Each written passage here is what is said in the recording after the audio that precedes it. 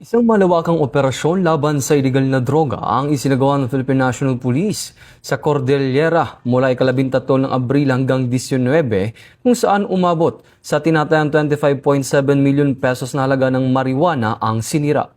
Nagsagawa ang PNP ng 22 eradication operation na nagresulta sa pagbunot ng humigit kumulang 94,980 na tanim na marijuana at pagkumpiska ng 56.6 kilo na pinatoyong marijuana. Karamihan sa mga tanim ay natukoy sa Benguet, Mountain Province at Kalinga. Pinakamaraming operasyon ang isinagawa sa Benguet na nagresulta sa pagkasira ng 14,418 na tanim na marijuana na nagkakahalaga na 9.68 million pesos. Sa Mountain Province naman, umabot sa 60,000 na marijuana plants na nagkakahalaga ng 12 million ang sinira, habang 20,500 na halaman ng marijuana na nagkakahalaga ng 4.1 million pesos ang natanggal. Ito ang bagong PNP para sa bagong Pilipinas. Serbisyong mabilis, tapat at nararamdaman.